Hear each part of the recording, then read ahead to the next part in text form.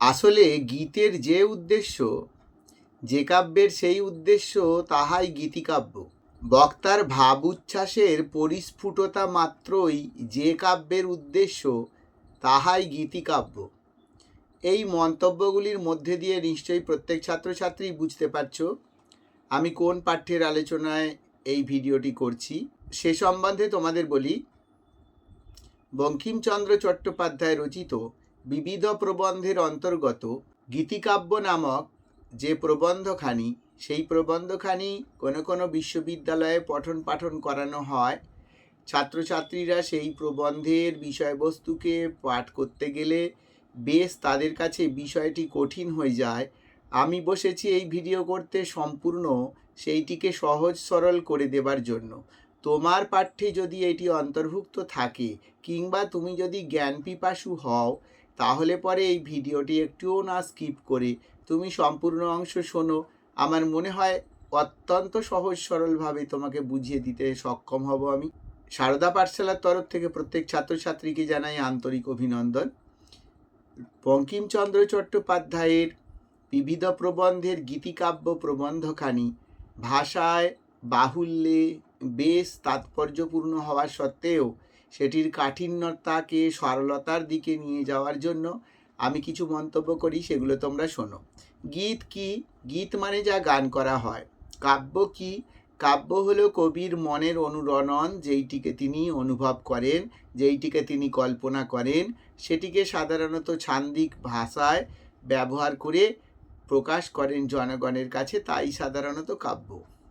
কিন্তু কখনো কখনো দেখা যায় যে কাব্য হয়ে যায় গীতিকাব্য। অর্থাৎ গীত মানে গানের যে সুর, গানের যে উচ্ছ্বাস, গানের যে ভাবনা বা পরিসর, আর কাব্যের যে ভাবনা বা পরিসর, দুটি যখন সম্মিলিত হয়ে যায়, আমরা সাধারণভাবে বলতে পারি যে সেটাকেই বলা হয় গীতিকাব্য। কিন্তু প্রাবন্ধিক যেভাবে বলেছেন বা যা তিনি বোঝাতে চেয়েছেন, আমরা সেই আলোচনাগুলো যদি সংক্ষেপে না করে থাকি, তাহলে তো আমাদের পরীক্ষার প্রশ্নের উত্তর যথাযথ হবে না, পরীক্ষকের মনোপুত হবে না, ফলে আমরা সফলতার দিকে আগাতে পারবো না। তাই প্রাবন্ধিকের বলা বিষয়গুলিকে আমি আবার বলছি পুনরায়, যে সহজ সরলভাবে বলবার চেষ্টা করছি, তোমরা মন দাও। প্রাবন্ধিক বলেছেন কাব্য কাকে বলে? এই প্রশ্নের উত্তর বহু মানুষ করে থাকে, কিন্তু কেউই তার সঠিক উত্তর দিতে পারে না। আসলে যে গ্রন্থগুলির উপরে কাব্য কথাটি উল্লেখ থাকে না, আমরা অনেক সময় দেখি সেইটিও কাব্যের উপমা পেয়ে থাকি। যেমন রামায়ণ মহাভারতকে কাব্য বলে খ্যাতি দেওয়া হয়, যেমন নাটকগুলিকে আমরা দৃশ্য কাব্য বলে চিহ্নিত করি। তাই কাব্যের বৈশিষ্ট্য, কাব্যের ভাবনা চিন্তা কোথায় কোথায় যে অনুপ্রবেশ করে রয়েছে, সেইগুলো সম্পর্কে জানতে গিয়ে আমরা কাব্যের সম্পূর্ণ আলোচনার মধ্যে আসতে পারি। ভারতে এবং পাশ্চাত্যে বিভিন্ন তাত্ত্বিক কাব্যকে নানা উপমায় বিভক্ত করেছেন। তারা তিনটি বিষয়কে গুরুত্ব দেন সেখানে। একটি হলো দৃশ্যকাব্য বা নাটক, দ্বিতীয় হলো আখ্যান কাব্য বা মহাকাব্য, তৃতীয় হলো এই দুই শ্রেণীর বাইরে যা রয়েছে, অর্থাৎ তা খণ্ডকাব্য নামে পরিচিত। অনেক নাটক নাটক নামে প্রকাশ পেলেও তা নাটকের বৈশিষ্ট্য কিন্তু বজায় রাখে না। অনেক সমালোচক বলেন গ্রিক ভাষা এবং ইংরেজি ভাষা ছাড়া প্রকৃত নাটক কিন্তু অন্য কোনো ভাষাতে সেইভাবে লেখা হয়নি। খণ্ডকাব্যের মধ্যে অনেক প্রকারের কাব্য স্থান পায়, তার মধ্যে এক প্রকার হলো লিরিক বা গীতিকাব্য। আসলে লায়ার নামক বাদ্যযন্ত্র বাজিয়ে এই গান তৈরি করা হতো বলে সেই থেকে তার নাম হয়েছে গীতিকাব্য বা লিরিক। গীতিকাব্য যদি অন্যান্য কবিতার তুলনায় বা বাহ্য জগতের থেকে বেশ কিছু পৃথক থাকে, তবেই তাকে আমরা গীতিকাব্য বলে আলাদা নামে ভূষিত করব, নচেত আমাদের করবার কোনো প্রয়োজন আছে বলে আমরা মনে করি না। মনের ভাবকে প্রকাশ করতে গেলে একই কথা যেমন আলাদা আলাদা সুরে বলতে হয়, সেই যে স্বর বৈচিত্র্য, যেমন তুমি খাবে কি, এটা প্রশ্ন করা হলো, আবার এই রকম ধরনের একই সুর দিয়ে একই ভাবভঙ্গিমা প্রকাশ করে আমরা আবার কি খাবে, মানে কোন আইটেমটা খাবে সে, তাকে সেটাও জিজ্ঞাসা করতে পারি।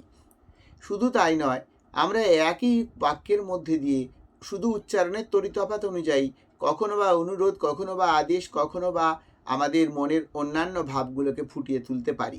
আর এই যে পৃথক পৃথক ভাব ফুটিয়ে তোলবার প্রবণতা বা ভাব ফুটিয়ে তোলবার যে সাফল্য, তাকেই বলা হয় সঙ্গীত। কোনো অর্থপ্রযুক্ত বাক্য ছাড়া মনের ভাব প্রকাশ পায় না। অর্থাৎ যে বাক্যের মধ্যে কোনো অর্থ প্রকাশ পায় না, যে বাক্যের মধ্যে দিয়ে কোনো অর্থ প্রতিফলিত হয় না, সেই বাক্য দিয়ে কখনোই মনের ভাব প্রকাশ করানো সম্ভব নয়। আর সেজন্যই সঙ্গীত রচনাকারী এবং সঙ্গীতের সুর ধার্যকারী ব্যক্তিগুলি আলাদা আলাদা হয়। একই ব্যক্তি সঙ্গীতের রচনা করেন এবং সঙ্গীতের সুর ধার্য করেন, সাধারণত তেমন হয়ে থাকে না। তাই বাংলার উৎকৃষ্ট গীতিকবিতা বিদ্যাপতি চণ্ডীদাসের বৈষ্ণবপদাবলী, ভারতচন্দ্রের রসমঞ্জুরি, মাইকেল মধুসূদন দত্তের ব্রজাঙ্গনা উল্লেখযোগ্য। মানুষের শোক, ভয়, স্নেহ কথায় প্রকাশ পায়। এই কথাই হলো নাটকের সামগ্রী। যেটুকু অব্যক্ত থাকে তা গীতিকাব্য প্রণেতার সম্পদ। অন্যের যা বোঝার মধ্যে আসে না তা ব্যক্ত করতে হবে। ব্যক্ত অব্যক্ত প্রকাশ করেন মহাকাব্য রচয়িতা। একটি উদাহরণের মাধ্যমে প্রাবন্ধিক বুঝিয়েছেন, ভবভূতির নাটকে সীতা বিসর্জনের পর্ব রয়েছে সেখানে, এবং বাল্মীকির কাব্যে তাঁর পরের ঘটনা রয়েছে। রামের ভাব অর্থাৎ বক্তব্য অবক্তব্য ভবভূতি ফুটিয়ে তুলেছেন, কিন্তু বাল্মীকি কেবল রামের কাজই প্রকাশ করে গেছেন। ভবভূতির রামবিলাপের সঙ্গে দেশদিমনা বধের পর ওথেলোর বিলাপ, অর্থাৎ গান হলো কথাগুলিকে সুরের মধ্যে দিয়ে বিভিন্ন ভঙ্গিমায় নানা উত্থান পতনের মধ্যে দিয়ে জনগণের কর্ণ ইন্দ্রিয়ে পৌঁছে দেওয়া এবং সেইগুলি থেকে মনের একটা আনন্দের জোয়ার সৃষ্টি করার প্রবণতা।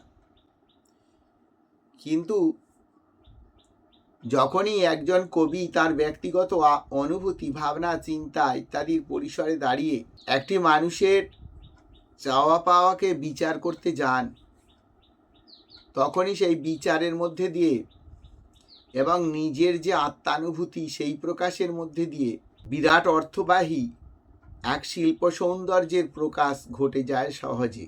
অর্থাৎ এক্ষেত্রে কবির সুন্দর ভাষ্য পরিধায় কবিতাখানি রচনা করা এবং সেই কবিতার ভাবনাকে সঠিকভাবে বজায় রাখা এবং সেইগুলিকে মানুষের কাছে পৌঁছে দিয়ে মানুষের আনন্দের বার্তাকে বহন করে নিয়ে যাওয়ার প্রচেষ্টা বরাবরই দেখতে পাওয়া যায় কাব্যজগতে। সেই কাব্যজগতের লেখা কবিতার অংশগুলিকে যখন কোনো ব্যক্তির আত্মিক অনুরণনের সাথে মিশিয়ে সেইটিকে ভারবাহী একটা যন্ত্রণা থেকে মুক্তি পাবার উপায়ে পথে প্রয়োগ করা হয়, সাধারণত সেই সময় হয়ে ওঠে গীতিকাব্য। অর্থাৎ কাব্যের মধ্যে একটা গীতের প্রবণতা রয়েছে। গীত মানে শুধু একটা গানের 4টি পংক্তি নয় বা কবিতার 4টি পংক্তিকে সুর দেওয়া নয়। গীত মানে এখানে সুর, তাল, লয় ইত্যাদির সমন্বয়ে যিনি সৃষ্টির ধারক তার কাছে একটা নতুন বার্তা আসা এবং সেই বার্তার দ্বারা সে আরও অনুপ্রাণিত হয়ে অন্যান্য আরও রচনা সামগ্রীকে স্থাপন করবার চেষ্টা করবে এবং সেই বৈশিষ্ট্য তার জীবনযাত্রার প্রণালীকে একটা অন্য স্তরে নিয়ে গিয়ে পৌঁছতে সাহায্য করবে। বঙ্কিমচন্দ্র চট্টোপাধ্যায়ের গীতিকাব্য নামক প্রবন্ধখানি ব্যাখ্যা বিশ্লেষণ সহজ করে দেওয়ার চেষ্টা করলাম। তোমরা এটিকে বা একে অধিকবার যদি শোনো তাহলে তোমাদের বিষয়টি সম্পর্কে অনেক ধারণা আসবে এবং তোমরা এইটিকে পরীক্ষার খাতায় এর থেকে একটি সুন্দর করে উত্তর বানিয়ে আসতে পারবে। এই থেকে কি প্রশ্ন আসতে পারে তোমাদের বলি। মূল বিষয়বস্তুর উপর একটা প্রশ্ন, আর গীতিকাব্য নামকরণ হয়েছে কেন তার সম্পর্কে লেখো। সম্পূর্ণ প্রবন্ধটি জুড়ে যেহেতু গীতিকাব্য কাকে বলে এই সম্বন্ধীয় অনুসন্ধান এবং তৎসম্বন্ধীয় নানান আলোচনা সাপেক্ষে যে বিষয়বস্তুকে আমরা সামনে দেখতে পেয়েছি, সুতরাং দেখা গেল যে শুধুমাত্র কাব্য বা গীত নির্মাণ করবার জন্যই নয়, সাহিত্যের ধারক বাহক যখন সাহিত্যখানিকে সেই পরিমার্জনার মধ্যে অন্তর্ভুক্ত করেন যেখানে কাব্যিক ভাব রয়েছে এবং তার মধ্যে দিয়ে একটা সঙ্গীতের প্রবণতা, সঙ্গীতের ভাববাহী দিগদর্শন দেখতে পাওয়া যাচ্ছে, তাকেই সাধারণত তাঁরা গীতিকাব্য বলেছেন। এখানে গীত এবং কাব্য দুয়ের সংমিশ্রণ তো অবশ্যই, এবং সৃষ্টিকর্তার নিজের দ্বারা সেই নতুন সৃষ্টিটিকে একটি আলাদা স্তরে, আলাদা পর্যায়ে, আলাদা উপমায় ভূষিত করবার যে প্রবণতা, তাই প্রাবন্ধিক বঙ্কিমচন্দ্র এখানে আলোচনা করেছেন। সুতরাং বিষয়টিকে একটু কঠিন হলেও একাধিকবার চেষ্টা করলে বা শুনলে আমার মনে হয় তোমাদের বুঝতে সুবিধা হবে। এই বলে এই ভিডিও শেষ করলাম।